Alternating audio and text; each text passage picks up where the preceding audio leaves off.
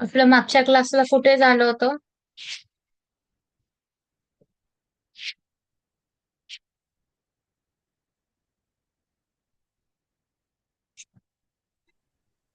T12चं शिकवलं होतं मला. हम्म.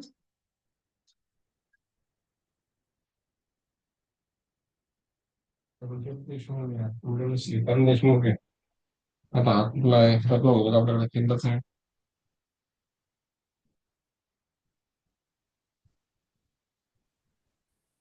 काय झालं होतं? D20 झाली होती ना?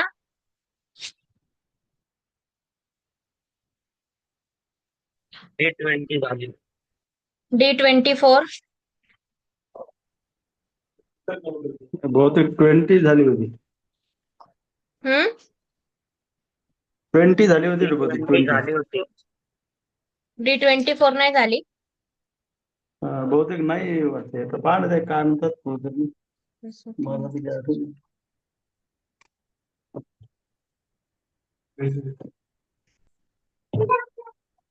शैक्षणिक क्षेत्र येतं D24 वरनं. नाही नाही ते नाही झाली. नाही ना? 20 झाली. हो. ठीक आहे.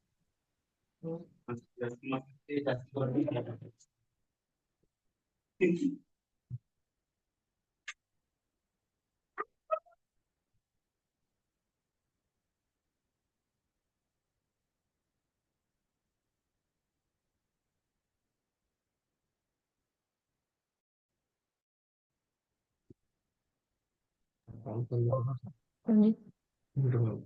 कोणी? 2-3 तास नव्हते ते. 5 वाजता आले वाटतं ते.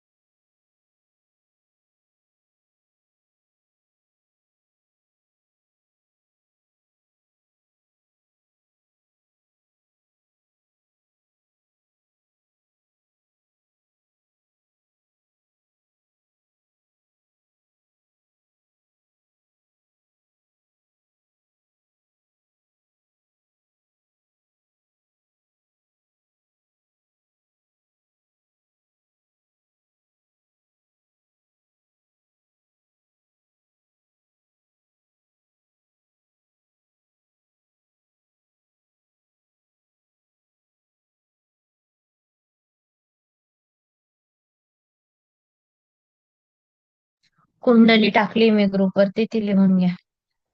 आपण नाही टाकलं group. हं? नाही टाकलं पण नाही, काहीच टाकलं नाही.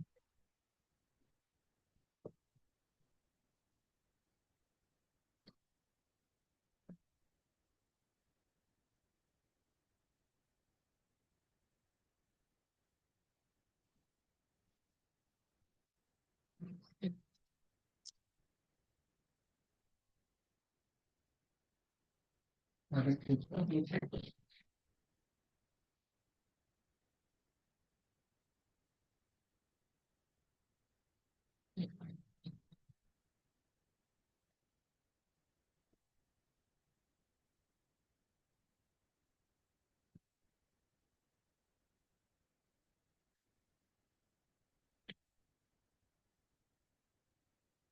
टाकून शकतो आम्ही. आता केलं तरी किती नंबर आहे? 0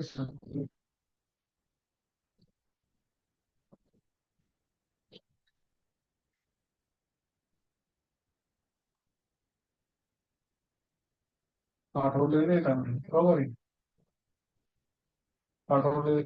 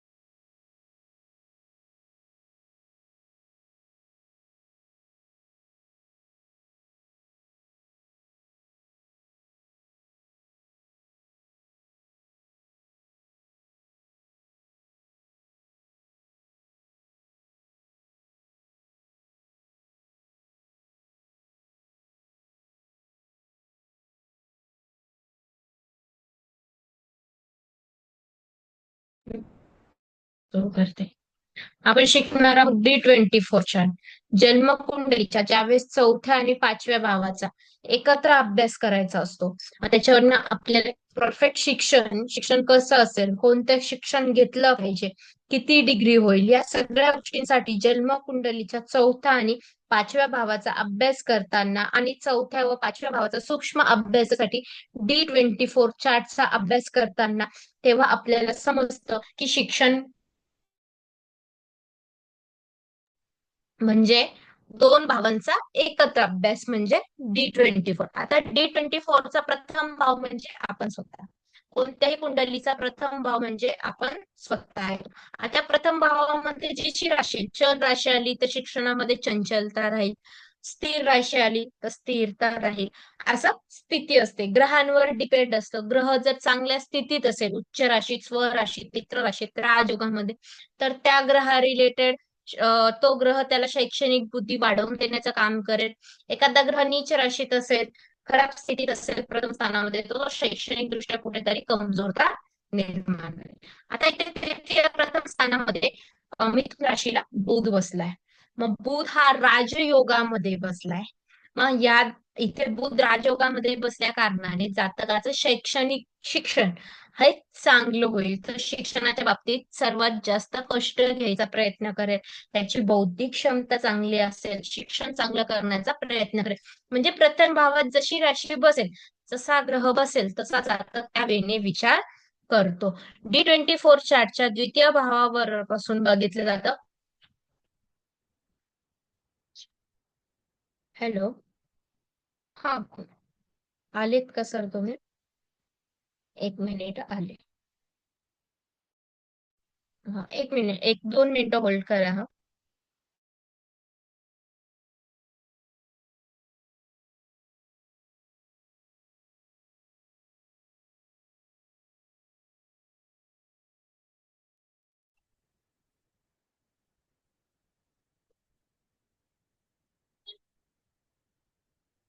लेकरवाडे सर आपलं G20 चार्ट चालू आहे का?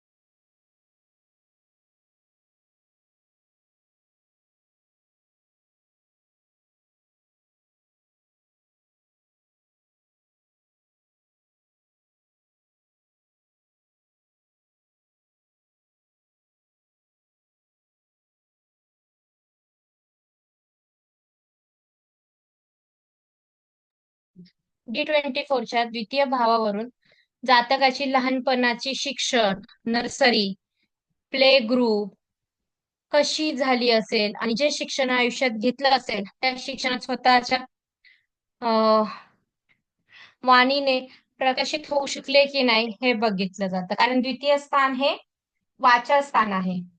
तर द्वितीय स्थानात इथे चंद्र आला, चंद्राची रास आली. आता बघा चंद्र चांगल्या स्थितीत बसलाय का या कुंडलीमध्ये? आधी हे बघा, बसलाय का सांगा.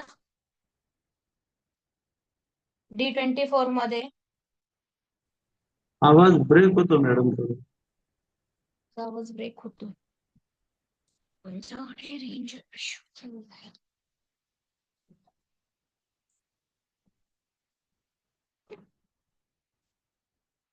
आता सांगा. D24च्या द्वितीय स्थानामध्ये कोणती राशी बसलीये?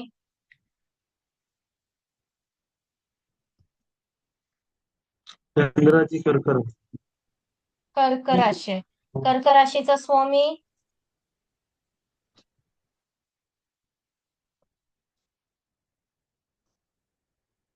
हम्म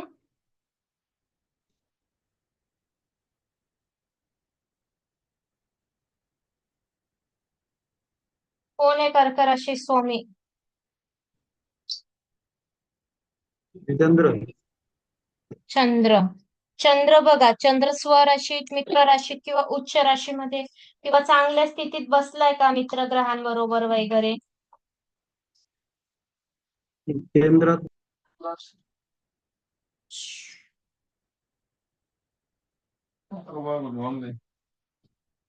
मित्र राशीत आहे आणि केंद्रात आहे. केंद्रात आहे, बरोबर आहे ना?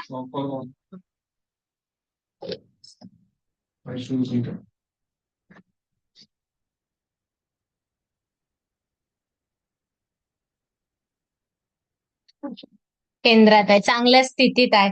द्वितीय स्थानावर कोणाकोणाची दृष्टी आहे?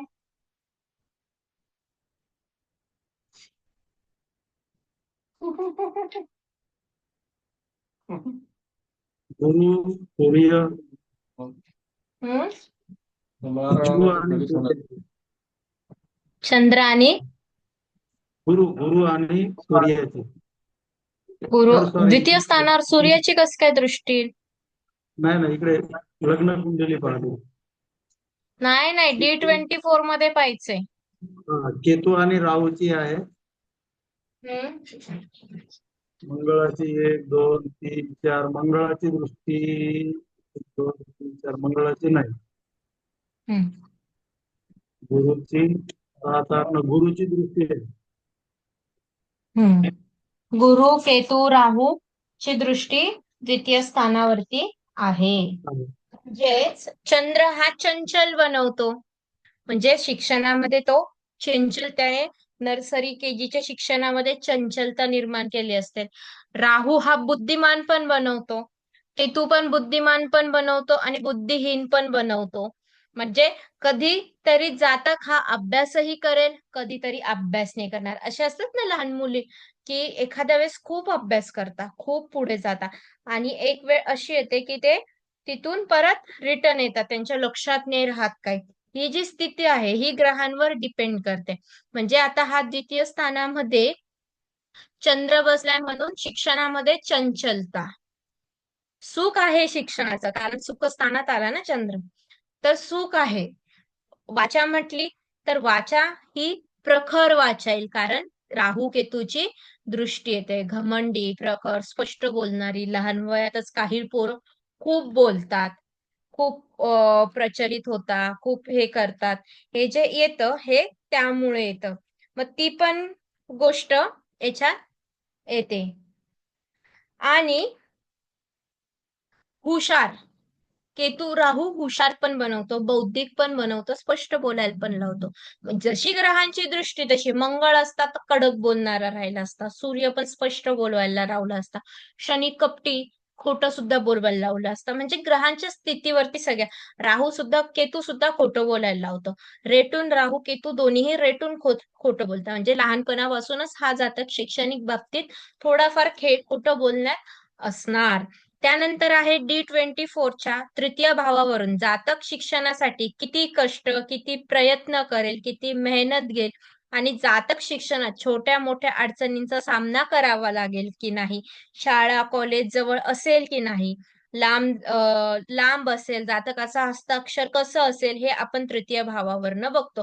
त्यासाठी तृतीय भावाचा स्वामी चंद्र, बुध, गुरु, शुक्र जर असेल तर, आणि हे ग्रह जर मित्र राशीत, स्वराशीत होऊन केंद्रात, त्रिकोणात, दुसऱ्या 11व्या भावात बसले असेल तर, चंद्र, बुध, गुरु, शुक्राची दृष्टी तृतीय भावावर पडत असेल तर हस्ताक्षर चांगले असते.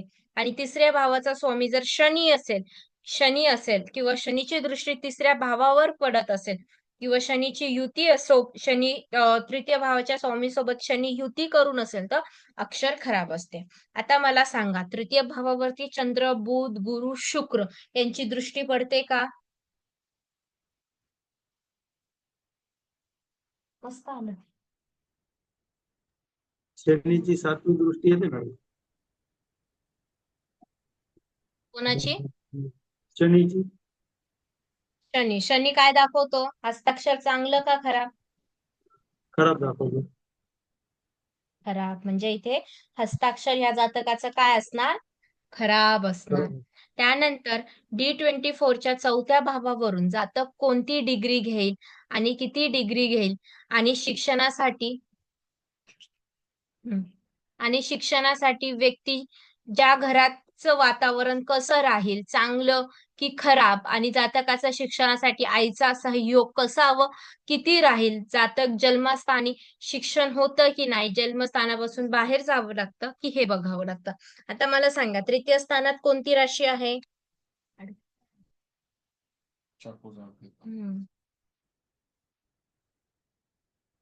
सॉरी, चतुर्थ स्थानात कोणती राशी आहे? बुधाची कन्या रास. बुधाची कन्या रास. बुध हा चांगल्या स्थितीत बसलाय का पत्रिकेमध्ये?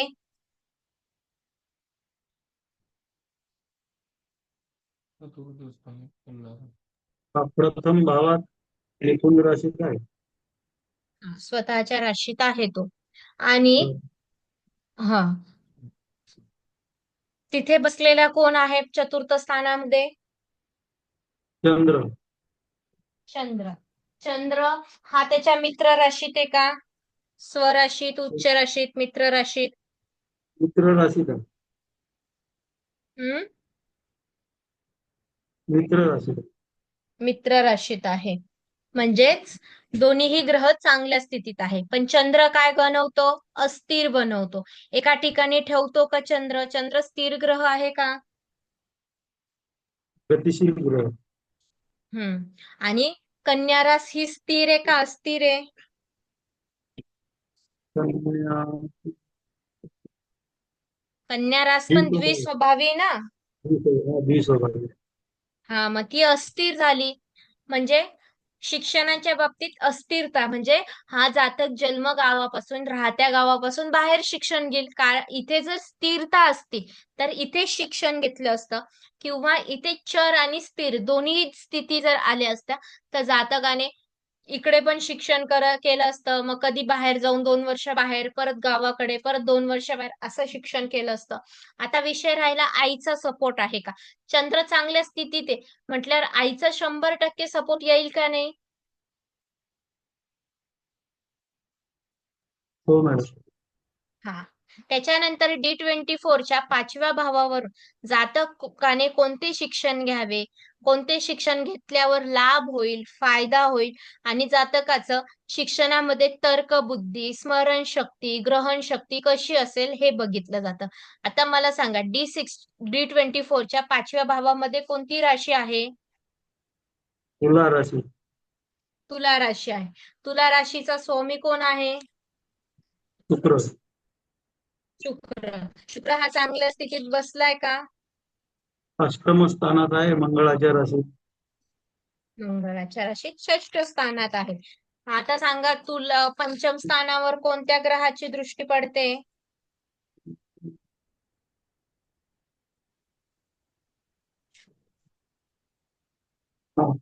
शनीची 9वी दृष्टी पडते. शनीची 10वी दृष्टी पडते. आता शुक्र रिलेटेड शिक्षण जर घेतलं, आपण म्हणतो ग्रह 6-8-12 मध्ये गेला तर शैक्षणिक प्रॉब्लेम उभे राहू शकतात. कोणताही ग्रह 6-8-12 मध्ये गेला तर त्या स्थाना रिलेटेड प्रॉब्लेम. मग आता ह्या जातकाने शुक्र रिलेटेड शिक्षण केलं तर त्याला फळ मिळेल का? हो हो, मिळायला तर पाहिजे. हम्म म्हणजे याने आर्टिस्ट व्हायचा प्रयत्न केला, याने, किंवा डान्सर, तांत्रिक विद्या, नंतर त्याच्यानंतर ऍक्टर किंवा लेडीज वस्तू विकण्याचा जर विचार केला तर हा त्याच्यात यश मिळवेल का? मॅडम शनीची दृष्टी येत नाही, कारण शनीची 10वी दृष्टी आहे ना, ही 9वीच आहे. नाही. दृष्टिकोनाची नाही. बरोबर आहे, नाही येत. पण हा शुक्र रिलेटेड कर्म केले तर याला फायदा होईल का? बघा, सांगा मला. तुमचं तंत्र लावा, थोडस लॉजिक लावा. मित्र राशीत आहे परंतु षष्टम स्थानात आहे. माझं मत असं आहे त्याने जर शुक्रा रिलेटेड जर शिक्षण घेतलं तर त्याला शत्रू उत्पन्न होतील. बरोबर. शुक्रा रिलेटेड जर शिक्षण घेतलं शत्रू उत्पन्न होतील. परत हे कर्ज स्थान आहे म्हणजे इथे कर्ज होतं. तो शुक्र तिथे बसलाय मंगळाच्या राशीला, तर मंगळ डेअरिंग करून त्याला कर्जबाजारी बनवण्याचा पण प्रयत्न करू शकतो कारण तिथे शनीची पण दृष्टी आहे. बरोबर. दहावी. बरोबर आहे ना. म्हणजे ह्याला हो. पंचम स्थाना रिलेटेड शिक्षण नाहीये, त्याची जी रास बसली ती त्या रिलेटेड हा शिक्षण घेऊ शकत नाही. शिक्षण घेतलं तर त्या शिक्षणाचं व्यय म्हणजे त्याचे शत्रू खर्च कर्जबाजारीपणा होऊ शकतो. आता शिक्षण आपण कोणतं घ्यायचं ते पुढे पाहणार आहोत. त्याच्यानंतर D24च्या 6व्या भावावरून जातक शिक्षणादरम्यान शारीरिक मानसिक आर्थिक त्रास सहन करावा लागेल का, शिक्षणासाठी कर्ज घ्यावं लागेल का, हे बघावं लागतं. आता ज्या वेळेस इथे एखादा ग्रह नीच राशीत आला शत्रू राशीत आला किंवा शत्रू ग्रहांची दृष्टी झाली तर शिक्षणासाठी कर्ज येतं, शैक्षणिक क्षेत्रात अडचणी येतात, शारीरिक त्रास पण होऊ शकतो. आता मला सांगा षष्ठ स्थानामध्ये कोणती राशी आहे? वृश्चिक रास मंगळाची. वृश्चिक राशी आहे. वृश्चिक राशी जी आहे तिचा स्वामी मित्र राशीत स्वराशीत किंवा उच्च राशीत बसलाय का? हो मित्र राशीत आहे मंगळ. मित्र राशीत आहे म्हणजे तो चांगला बसलाय. आता इथे शुक्र आणि गुरु बसले, हे वृश्चिक राशीचे मित्र आहेत का?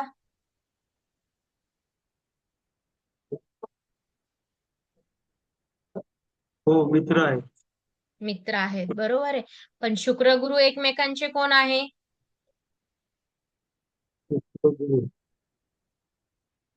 सम दाखवलं मॅडम ते. सम दाखवले बरोबर आहे. म्हणजे याला ह्या बाबतीत शारीरिक आर्थिक नुकसान नाही होणार किंवा शारीरिक त्रास नाही होणार, सहन करावा नाही लागणार. शिक्षणासाठी कर्ज येऊ शकतं पण ती कर्ज फेडण्याची ताकद पण हा दाखवतो आहे. म्हणजे शैक्षणिक कर्ज घेतलं तर ते फेडू पण शकतो. आत्ताच आपण काय बघितलं की ते शुक्र बसलाय म्हणजे याने जर ते शिक्षण घेतलं तर ह्याच्यावरती कर्ज होऊ शकतं. पण आत्ताच आपण लगेच नियम काय बसला, त्याने पंचमा रिलेटेड जर शिक्षण घेतलं तर त्याचं म्हणजे त्याने जे पण शिक्षण घेईल त्यासाठी त्याला कर्ज घ्यावंच लागेल. ओके. पण पंचमा रिलेटेड जर कार्यक्षेत्र म्हणजे आता खूप जण बघा बीए शिक्षण वेगळं घेता आणि जॉब वेगळा करतात. म्हणजेच आता जर ह्याने शुक्र रिलेटेड शिक्षण घेतलं आध्यात्मिक भौतिक वगैरे असं तर त्याच्या रिलेटेड जर कर्म सुरू केलं तर मग त्याचं शत्रुत्व निर्माण होईल. शिक्षण घ्यायला त्याला काही अडचण नाही. मग कार्यक्षेत्रासाठी आपण कोणती कुंडली बघणार? D10 chart. ठीक आहे. त्याच्यानंतर D24च्या सप्तम भावावरून जातक शिक्षणाचा सदुपयोग जनकल्याणासाठी करू शकेल की नाही हे बघितलं जातं. आता सप्तम स्थानाचा स्वामी कोण आहे? गुरु आहे. गुरु. गुरु कुठे बसला? षष्टम स्थानात. षष्टम स्थानात. आणि सप्तम स्थानामध्ये कोणता ग्रह बसलाय? रवी. रवी बसलाय. रवी हा मित्र राशीत शत्रू राशीत का उच्च राशीत आहे? मित्र राशी. मित्र राशीत आहे.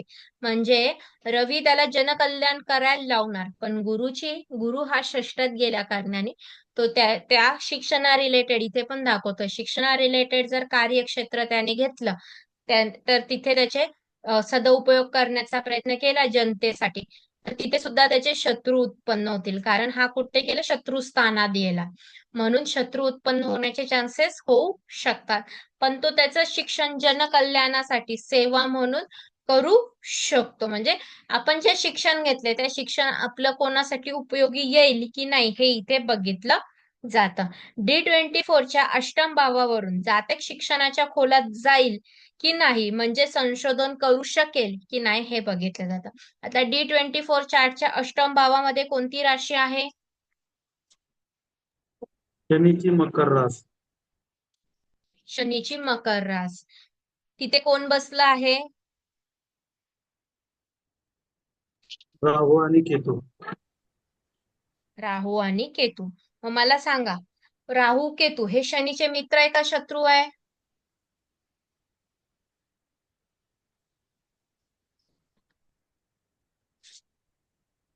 मित्र आहेत मॅडम. हं? मित्र. मित्र आहेत मित्र. मित्र आहे. आता शनी हा स्वतः बौद्धिक राशीचा ग्रह आहे. तो बुद्धिमत्ता वाढवतो, तो संशोधन वृत्ती देतो. त्यातून कुंभ रास सगळ्यात जास्त देते. मकर रास चर रास आहे, म्हणून ती कमी जास्त बौद्धिक क्षमता वाढवते. दुसरी गोष्ट तिथे आलाय राहू.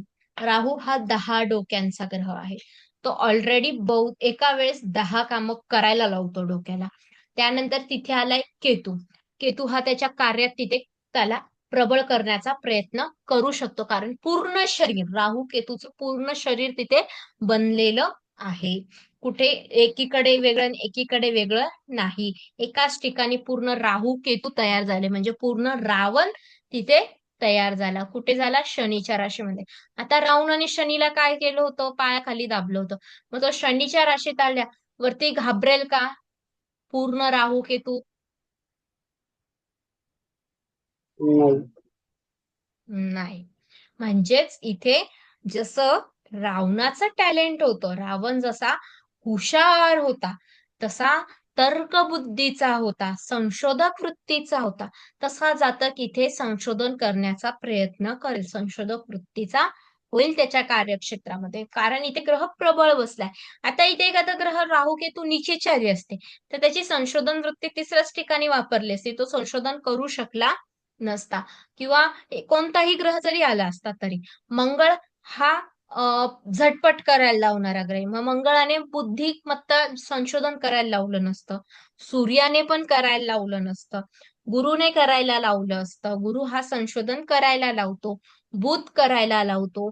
त्याबरोबर राहू केतू एकत्र आले तर करायला लावता, शनी करायला लावतो, चंद्र करायला लावत नाही, शुक्र करत नाही, हे ग्रह करत नाही. जेवढे बौद्धिक ग्रह आहे तेवढेच करायला लावता. आता इथं गुरुची पण दृष्टी पडते, म्हणजे दोघही त्याला गुरुची पण साथ मिळाली, म्हणजे हा जातक संशोधन वृत्तीकडे जाऊ शकतो.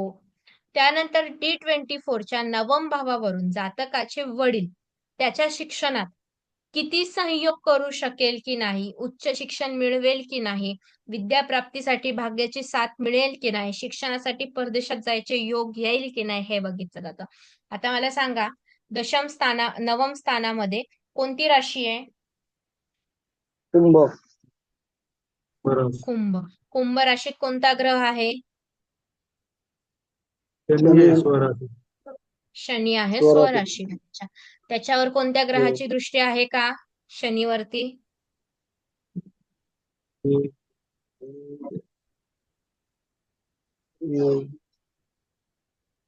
तिथं नाही कोणाची. दृष्टी नाहीये. नाही.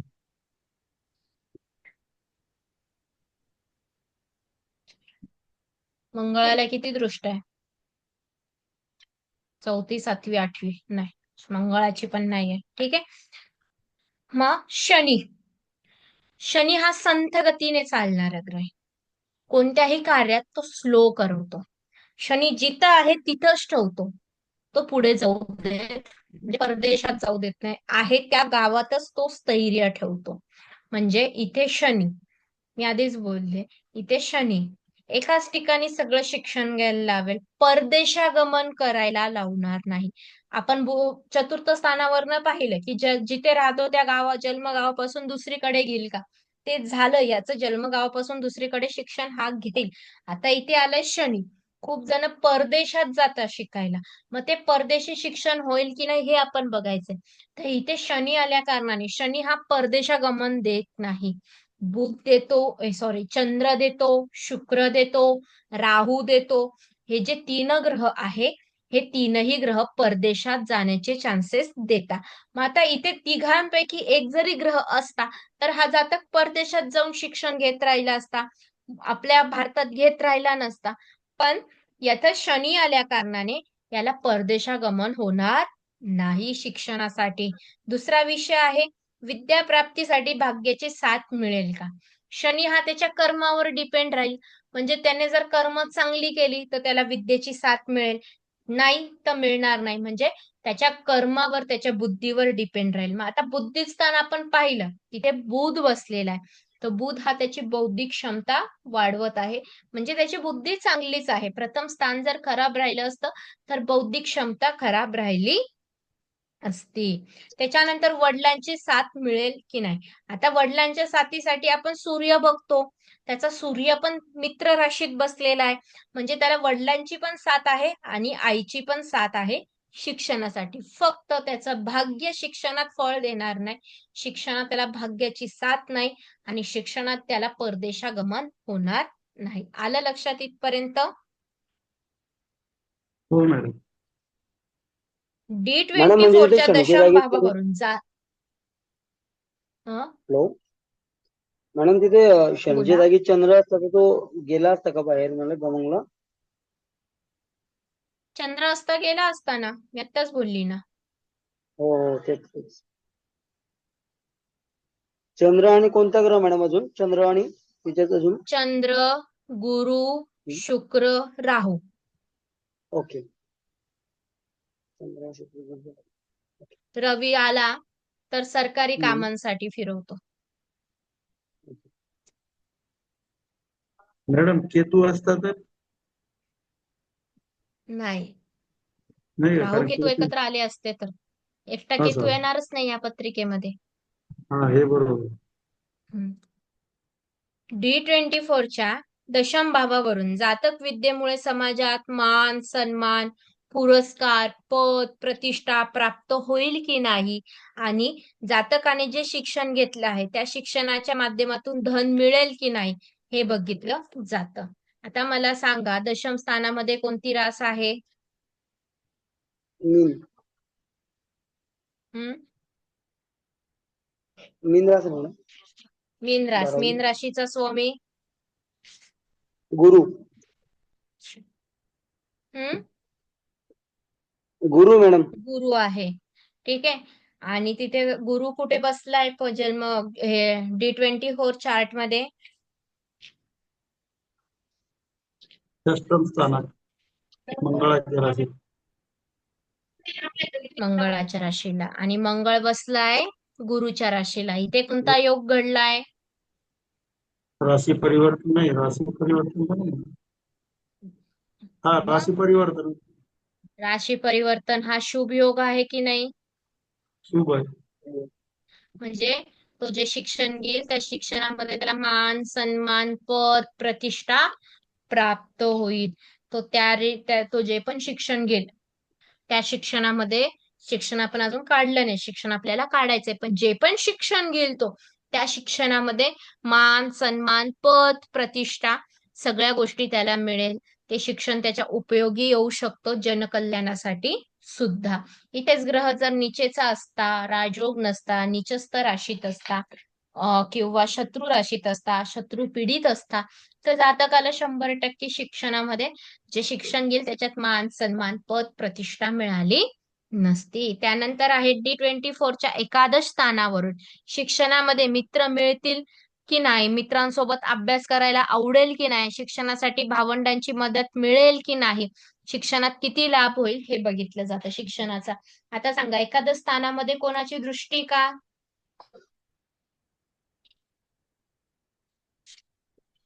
बघा.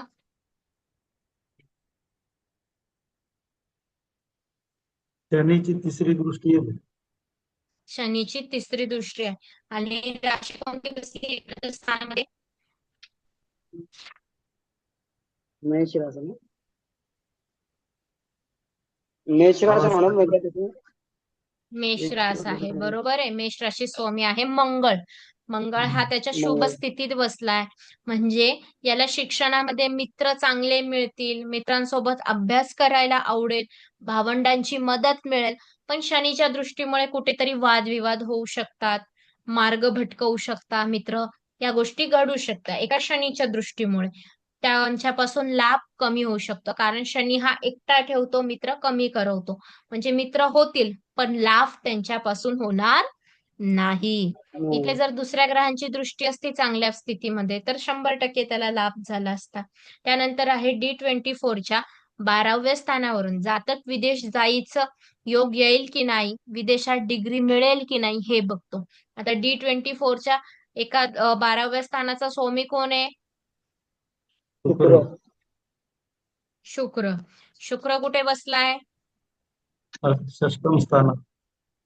शुक्राने जर 6वं 8वं तिथे बसलेला शुक्र, चंद्र किंवा राहू केतू हे जर ग्रह असते, हे स्वतः तिथे बसले असते किंवा 6वं 8वं स्थान सोडून बसले असते, म्हणजे केंद्रात बसले असते किंवा 5व्या 9व्या स्थानात शुभ स्थितीत बसले, 100% हा व्यक्ती परदेशात गेला असता डिग्री घ्यायला. पण त्याचा शुक्र बसलाय तिथे, पण शुक्र कुठे इथून दृष्टी टाकतोय, पण तो 6व्या आणि 8व्या स्थानात आला. तिथे त्याचा काहीही फायदा त्याला परदेशात जाऊन होणार नाही. तो शुक्र जर त्याचा पंचमात असता तरीही तो परदेशात गेला असता, नवम स्थानात असता तरीही परदेशात गेला असता, केंद्रात असता तरीही परदेशात गेला असता, किंवा शुक्र स्वराशीत 12व्या स्थानात जरी असता तरीही परदेशागमन झालं असतं. इथे शनी असता तर परदेशागमन नाही होणार, मंगळ बुध नाही होऊ देणार, जे मी आधी ग्रह सांगितले तेच ग्रह, फक्त ते चांगल्या स्थितीत पाहिजे. आलं लक्षात? हो. आता नेक्स्ट D24च्या चतुर्थ विषांश कुंडलीच्या 4थ्या आणि 5व्या भावाचा स्वामी स्वामी 12व्या भावात बलवान असेल तर व्यक्ती विदेशी शिक्षण 100% घेतो. आता चतुर्थ विषांश कुंडलीच्या 4थ्या स्थानाचा स्वामी कोण आहे? बुध आहे. बुध. आणि पंचम स्थानाचा स्वामी शुक्र. शुक्र.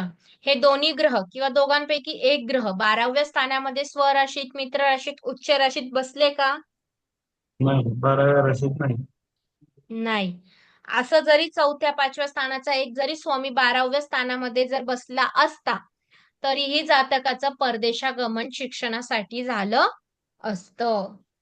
3 नियम आपण परदेशागमनासाठी पाहिले. चतुर्थ विषांश कुंडलीच्या पहिल्या, 4थ्या, 5व्या भावाचा स्वामी बलवान होऊन युती, प्रतियुती, दृष्टी योग किंवा शुभ कर्तरी योगात बलवान असेल किंवा 4थ्या 5व्या भावाचा स्वामी केंद्रात, त्रिकोणात किंवा दुसऱ्या 11व्या भावात चांगल्या स्थितीत असेल तर शिक्षणाचे योग उच्च स्तराचे येतात.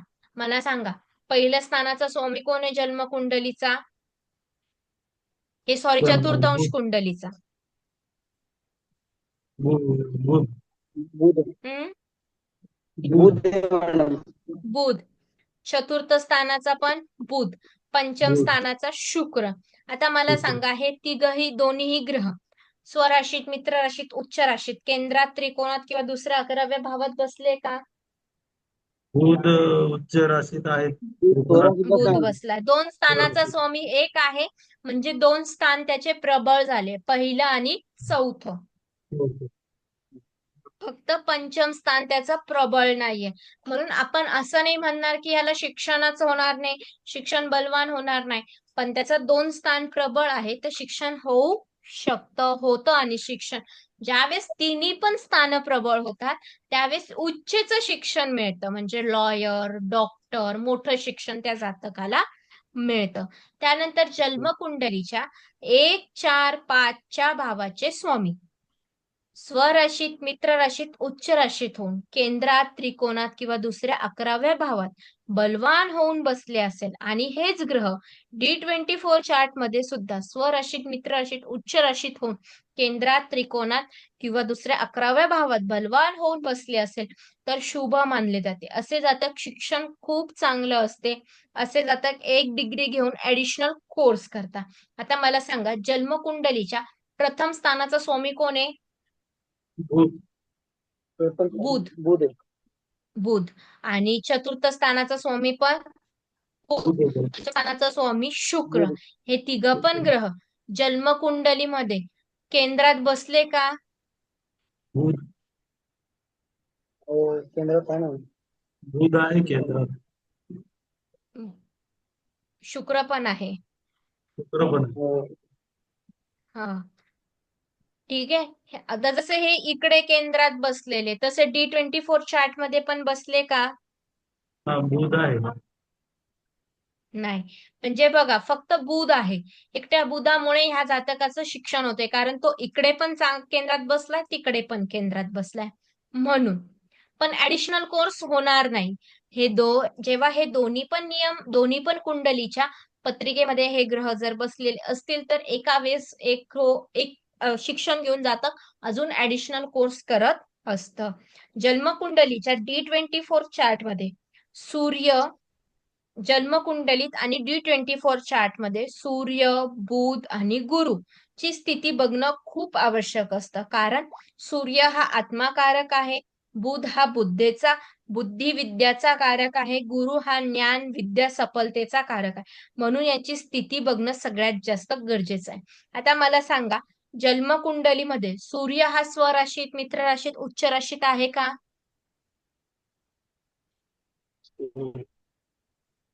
नाही. नाही. D24 मध्ये आहे का? नाही. मग D24 मध्ये मित्र राशीत आहे ना तो. हा मित्र राशीत आहे. त्याच्यानंतर हा बुध हा जन्म कुंडलीत मित्र राशीत, स्वराशीत किंवा उच्च राशीत आहे का? स्वराशीत आहे, केंद्रात आहे. जन्म कुंडलीत हा, नाही जन्मकुंडलीत नाही. शत्रू राशीत आहे. D24 मध्ये तो मित्र स्वराशीत आहे आणि गुरु जन्म कुंडलीत अष्टम स्थानात गुरु. मित्र राशीत आहे. शनी त्याचा मित्र आहे ना. हा समजा. आणि इकडे गुरु षष्ठ स्थानात, तेव्हा तिकडे अष्टम स्थानात. म्हणजे याचं शिक्षणाच्या बाबतीत कुठेतरी घालमेल होणार आहे. म्हणजे शिक्षण होता होता कुठेतरी थांबेल, शिक्षण होता होता काहीतरी अडचणी येऊ शकतात. म्हणजे बघा, आत्माकारक म्हणजे त्याचं मन, आत्म्याची स्थिती, शैक्षणिक स्थिती कशी असेल, प्रतिकारक शक्ती कशी असेल, हा शिक्षणाच्या मध्ये खूप आजारी पडू शकतो. सूर्य दोन्ही कुंडलीमध्ये फक्त जन्मकुंडलीत सूर्य D24 मध्ये चांगला आहे तरी पण याला आजारपण येण्याचे चान्सेस आहे. बौद्धिक क्षमता त्याची चांगली आहे पण ज्ञानार्जन तो करू शकत नाही कारण त्याचा गुरु वीक आहे दोन्ही पण पत्रिकेमध्ये. कारण तो 6-8-12 मध्ये आलेला आहे म्हणून तो वीक झाला. म्हणून हा जातक पूर्णपणे ज्ञान घेऊ शकत नाही. जे पण घेईल तो अर्धवट ज्ञान घेईल. प्रत्येकाच्या पत्रिकेमध्ये गुरुची स्थिती जर व्यवस्थित असेल तर पूर्ण ज्ञान घेईल. 5 मिनिटं. हा गुरुची स्थिती पूर्ण व्यवस्थित असेल तर पूर्ण ज्ञान घेईल. सूर्य हा त्याचा रोग प्रतिकारक शक्ती आत्मा दाखवेल. म्हणजे आजारपण वगैरे शिक्षणात येईल का नाही हे दाखवेल. बुध हा बुद्धी, शिक्षणात बुद्धी चालवेल की नाही हे चालेल. म्हणजे याची शिक्षणात बुद्धी चालेल, त्याला आजारपण येणार नाही पण तो ते ज्ञान पूर्णपणे त्याच्यापर्यंत ठेवू शकणार नाही. आलं लक्षात? हो मॅडम. जन्मकुंडलीच्या 1, 4 आणि 5 भावाचे स्वामी D24 चार्ट मध्ये राशीमध्ये उत्तम होऊन बसले असेल किंवा उत्तम होऊन बसले असेल किंवा D24 चार्ट मध्ये केंद्रात दिग्बली होऊन बसली असेल तर शुभ फळे मिळतात. आता मला सांगा, 1, 4, 5 चे स्वामी जन्मकुंडलीचे केंद्रात किंवा त्रिकोणात आहे का?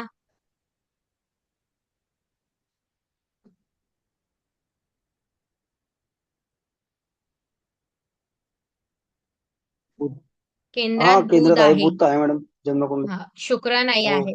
बरं मला सांगा, शुक्र जन्मकुंडलीत ज्या राशीत बसलाय त्याच राशीत तो D24 मध्ये बसलाय का?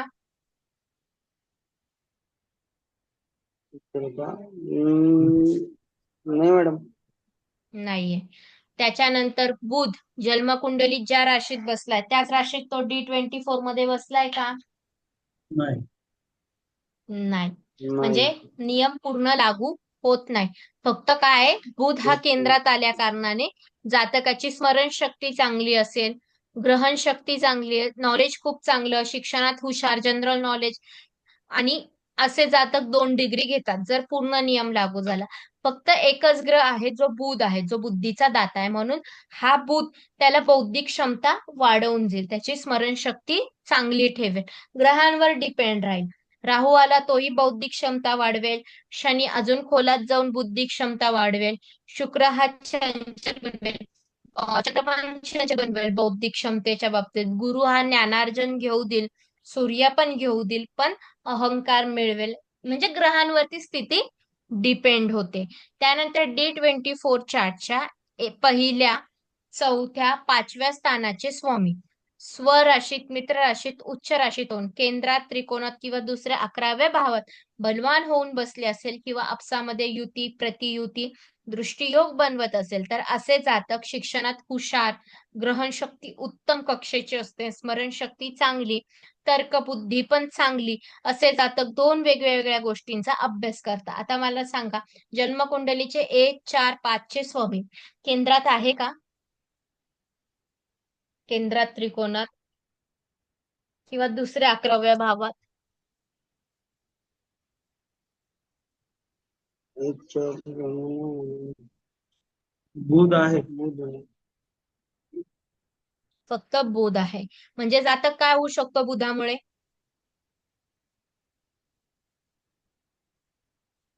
बुद्धिमान, हुशार, सांगा. हुशार होऊ शकतो फक्त, पण तो एकापेक्षा जास्त डिग्री नाही घेऊ शकत. त्याला दोन्हीही ग्रहांची साथ पाहिजे, त्यावेळेस तो एकापेक्षा जास्त डिग्री घेईल. त्याच्यानंतर D24 चार्टचे 1, 4, 5 बरोबर 9चा स्वामी मित्र राशीत, उच्च राशीत होऊन केंद्रात, त्रिकोणात किंवा दुसऱ्या 11व्या भावात बलवान होऊन युती, प्रतियुती, दृष्टियोग किंवा परिवर्तन योग बनवत असेल तर खूप शुभ असतं. असे जातक शिक्षण उत्तम व 2 डिग्री घेतात. उच्च शिक्षण म्हणजेच डॉक्टर, CA, इंजिनियर होतात. आता मला सांगा, हे चौघांचे पण स्वामी केंद्रात आहे का? केंद्रात, त्रिकोणात किंवा दुसऱ्या 11व्या भावात? हो, एक मिनिट, तुमची पत्रिका ओपन करतोय. बुध आहे आणि शनी शुक्र नाही, बुधच आहे फक्त. फक्त एकटा शुक्रच नाहीये, शनी आहे, बुध आहे. शनी आहे, बुध आहे. हम्म.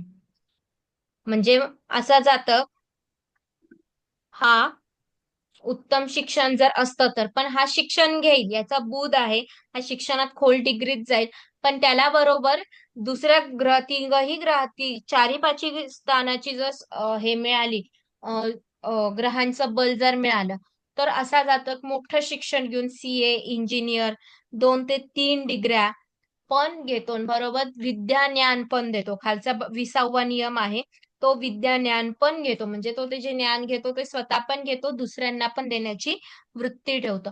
आता इथे 2 स्थानाचे स्वामी एकच आले ते झालं, पण इथे बाकीचं ग्रह, बाकी सिंह लग्न असतं, वृश्चिक लग्न असतं, तर कुठेतरी 1, 4, 5, 9चे स्वामी वेगवेगळे आले असते. हा 100त ना एखाद्या पत्रिकेत हा योग घडतो, की जेणेकरून तो डॉक्टर बरोबर अजून काही शिक्षण घेऊ शकेल, CA बरोबर. आता काही जण नाही का CA होतात आणि मग IPS ची तयारी करतात कलेक्टरसाठी, असं म्हणजे एका वेळेस एका याच्या बरोबर डबल शिक्षण घेऊन तो त्याच्यात सरकारी नोकरीकडे वळतो, असं म्हणजे एका वेळेस 2 शिक्षण घेणं.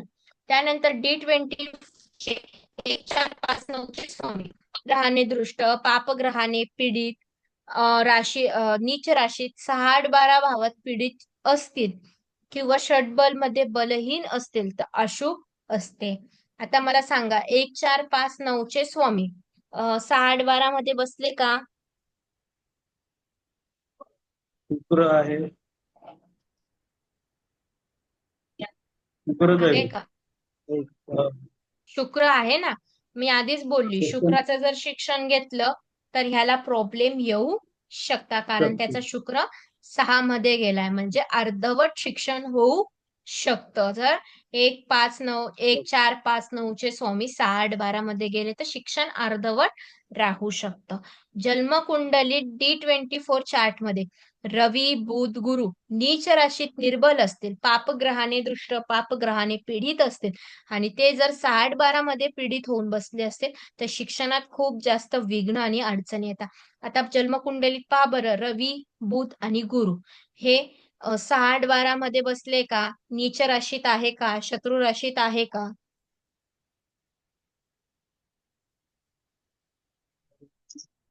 बुध बुध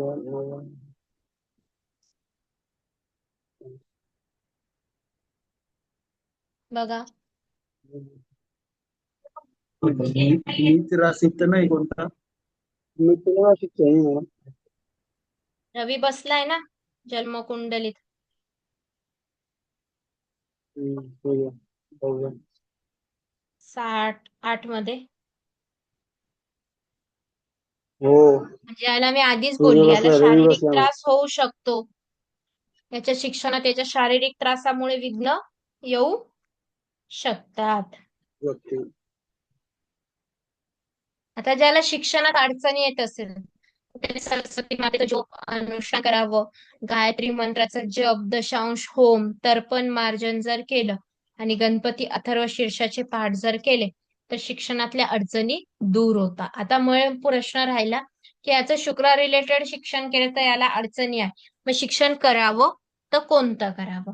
आता जन्मपत्रिकेमध्ये तुम्हाला कोणता ग्रह सगळ्यात जास्त स्ट्रॉंग वाटतोय सांगा? हे सॉरी D24 चार्ट मध्ये.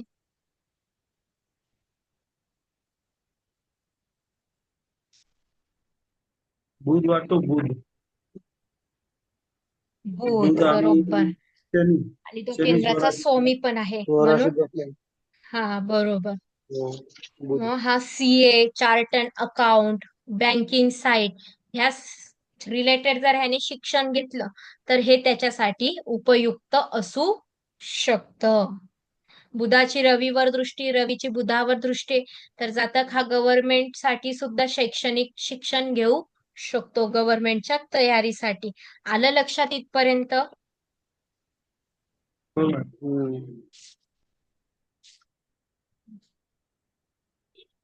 ठीक आहे.